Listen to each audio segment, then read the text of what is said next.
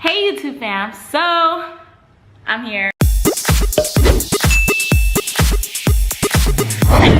One thing that I did mention in my last video, if you watched, was how I wanted to start doing book reviews.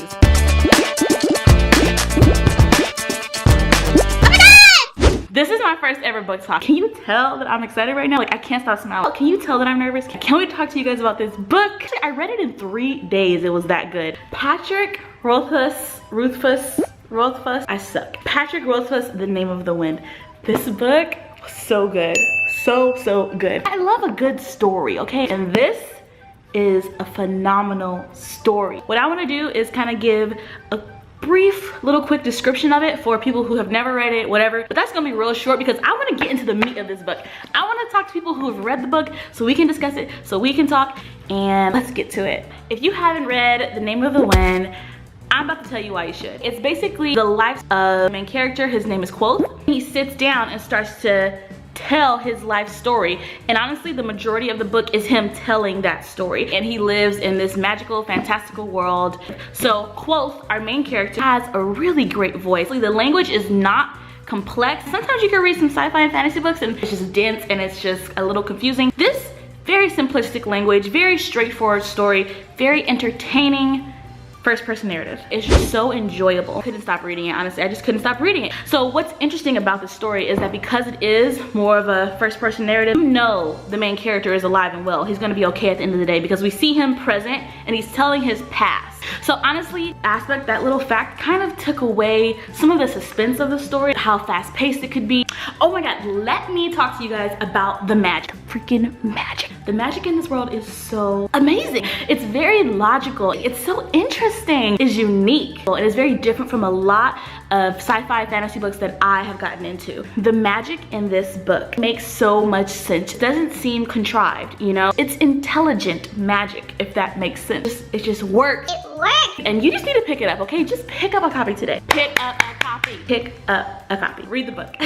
But okay, I really want to get into the meat of the book, the characters, my opinion on different events, spoilery section, the actual occurrences. Like, I just want to talk about the book. And if you've read the book, then I need you to talk back to me. Hopefully you read this book, but I feel like I'm posting this video and ain't nobody gonna comment because ain't nobody read this book but me. So at the beginning of the story, we get to meet Kvothe. We get to meet him. He's an innkeeper, and I just knew something was up with him. He seemed to know what was going on with these spider demon insects. I just knew something was up with him. These demon black spiders are showing up in this quaint little innocent town, and they're very much like, you don't get demons here, demons happen on the outside. This doesn't happen in our town. Even though they're aware that these things exist in the world, it's kind of become more of a fairy tale to them. He kind of knows something, or I knew that he kind of knew something. And then we were introduced to Chronicler, who's on the road and gets robbed. Wasn't that the most civil robbery ever? They like low-key kind of trading things. Take this code and I'll take that code. Hiding freaking coins and a piece of stale bread. I like you.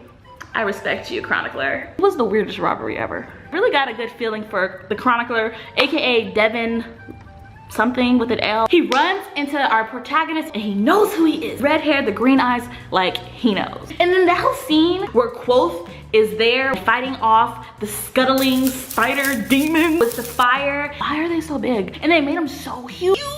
The one jumps on Chronicler, it was so nasty. I'm a very visual person, you guys. It was just gross.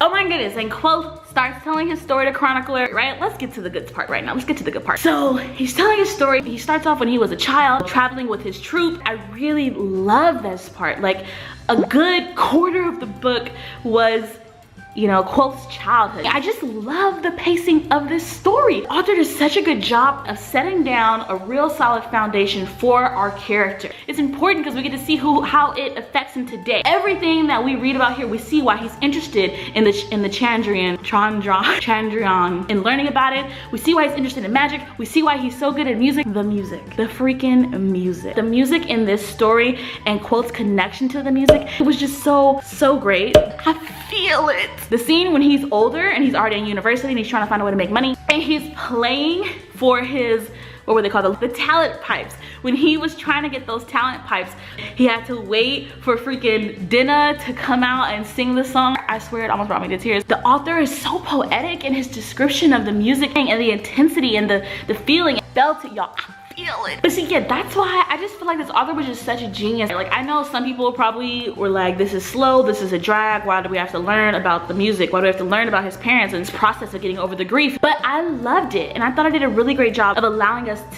see who Kvothe really was and what made up his personality and the different facets of his personality. And I love that foundation. I really love getting a deep glimpse into that character because he was such a fascinating character to me. Let's be honest, like, I know he's a little bit annoying. He's definitely an egomaniac, so perfect, and he's just so smart. He's just great at everything. He was an arrogant asshole. The whole thing about like trying to make a professor kind of like a fool, giving him a hot foot in class, like you didn't really need to do all that. I enjoyed reading it, but you didn't really need to do all that. Because he is so great and talented and he knows it, he has the biggest head and his arrogance gets him into a lot of trouble. That's the one major flaw that he has. I don't think I would hang out with Kvothe in real life. Like, he would probably just annoy me too much. But reading it, I honestly say that I like this character. Oh my god, oh my god, oh my god. And then that moment, freaking Ambrose, I don't even want to talk about Ambrose right now. Freaking Ambrose is like basically cornering Fila. And Kvothe can pick up on the fact that Fila feels really uncomfortable, like she does not want to be there. But at the same time, she can't offend Ambrose because he's rich, and with rich comes power, and yeah. I really liked Kvothe coming up to try to divert Ambrose's attention. Okay, it's when it says, if you're going to force yourself on a woman, have the decency to do it in an alleyway. At least this way she'll feel justified screaming about it. I thought that was so good. Like, I really laughed at that moment. Another hilarious part in this story is when Kvothe is describing Denna and all her beauty. He can't find the words at all because she's just like beyond words. And Bass interrupts him. Bass is like, her nose, it ain't too straight. Let's be real. Her nose is a little crooked though too, like. What? Who doesn't love? I love Bass. Raise your hand if you love Bass. So dead. I laughed out loud. Bass provided some comedic relief to me. Like, there was a lot of characters, Simon and Willem, that provided moments that I actually laughed. But this moment, I was just loving Bass. I wish I had more of a feel for his character. Like, I don't really know who Bass is right now. When I kind of think of him, especially because he's the sidekick and he bumbles in, and I do think of him as a strong character. I kind of picture Crunk from The Emperor's New Groove. That's how I kind of pictured Bass at first. Until I read the freaking scene where Bass confronts the chronicler, like he sneaks into his room at night. You're mine now. That part was scary. I was like, who? You are not Crunk. You are not my Crunk. Bass ain't no joke. But honestly, Kvothe is very similar to Kvothe's random times of hot, venomous anger that just comes spewing out of him. Like that one moment when they drug the dragon, he wakes up the next morning, townsperson is trying to bombard him with questions, right? And Kvothe gets so serious, deadly serious. And he just goes in. He goes in on that townsman, threatens his life. Man, he's coming for your life. By the way, when you thought about the dragons, did you not picture dragons from Legend of Zelda Majora's Mask? I totally did. Every single time we saw that side of Kvothe, I was like, dang, he's like a psycho. Just like Bass, you kind of get to see multiple sides of our characters. It helps build up more of his complexity. He's not just the arrogant asshole who's amazing at everything, also has a really dark side. You know what's curious though? You get to learn about demons and their sensitivity to iron. And then we have the scene with Bass when he first really meets the chronicler, and the chronicler puts that iron on the table and Bass is like spazzing out. And I'm like, is Bass a demon? What is Bass? I don't think that's been revealed in the story just yet. Maybe I'm not paying attention. Like maybe I'm, let me know what you think Bass is. Let's talk about Denna. Diana, Demina, Denna, the boo-boo-doo, whatever. She's always changing her freaking name. What did you guys think about Denna? What's your opinion of Denna? Our protagonist, Kvothe, is completely smitten by her. I enjoy Kvothe and Denna together. Him with her. I like their relationship. He's just friend-zoned by Denna. But Denna by herself, she's like a broken little puppy. She's just high maintenance. She still manages to entrance our protagonist. I just wasn't feeling her myself. Always disappearing, and Kvothe is always looking for her. Always going somewhere, searching, taking months, going back towards the town, always looking for her. I'm reading it, y'all, like, no, wasn't worth it.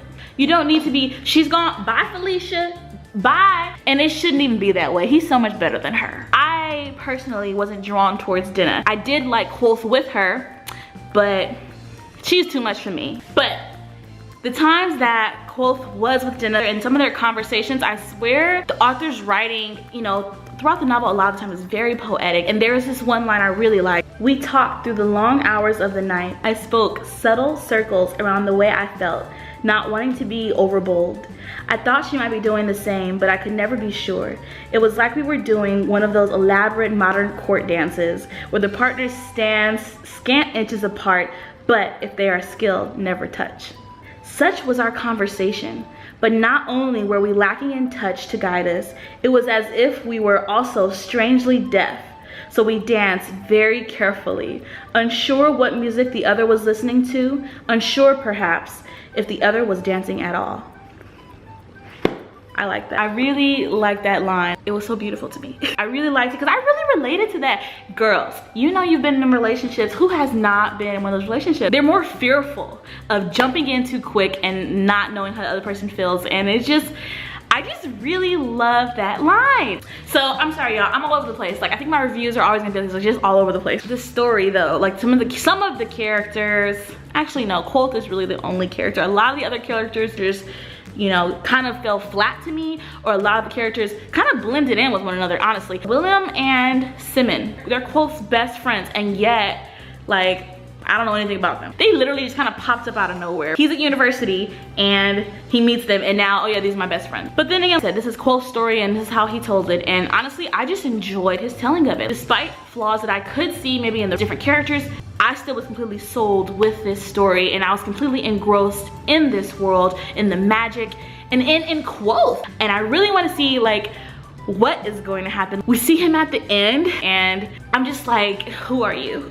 Homie is depressed. He's going through it right now and he doesn't even like have magic. How did you lose your magic? He tries to, you know, use sympathy to start a fire to get that demon that came in at the end of the story and he couldn't even do it. I really want to know why. I want to see what happened to him. We spend the first book building up the awesomeness of this character, his power, and we know that something happens that takes it away. One thing that made Kvothe more digestible, because he is so superior to everyone else, one thing that humanized him, I feel like, was the fact that he was poor. It helped kind of balance out his tendencies to be so perfect. But yet here he is, he's poor. And I think it helped humble him a little. But I'm so excited to get more into this book. I can't wait to learn more about the magic, especially like in the second book, him finally being promoted to Relar and going to get, you know more about the names of things and the names of the winds. And Professor Elodin, like who was not interested in that professor? The whole archetype of the mad professor. I'm interested to see what's gonna happen more with him and Kvothe. Oh my god, when he jumps off the roof of the insane asylum that's at the school, what they call it, the crookery. When Kvothe jumps off the roof, you just had to love him just because of his faith. And I was just, my heart kind of went out to him. Even though Elodin was like, you just jumped off a roof. Dude, you're tripping. But I low-key feel like he probably was kind of impressed. Like, I was impressed. Were you impressed with that scene? And then when Kvothe finally does manage to call the name of the wind, I feel like that was such an epic moment. I literally gasped. God, oh my god, things just got real. But it was so cool, like seeing this unknown magic just stir up and happen within him. And because we know music means so much to Kvothe, I love that that was the thing that brought out the magic in him. But now I'm just wondering like what's gonna happen with that. We're gonna see more in the second book. I can't wait to read the second book. I do have the second book. It's just a really awesome book, you guys. Like, oh, clearly I'm fangirling over the Kingkiller Chronicles. I really did enjoy them, like from beginning to end, and I don't know, like what do you guys think? Did you enjoy them too? But yeah, so this is what I think about the story. This is my first book talk. Let me know what you think about it. Thumbs up. I'm definitely excited to talk about my books. Like I literally devour like a book a week. Definitely excited about it, and I hope you are too. But okay, so that's it. I'm gonna go. Bye.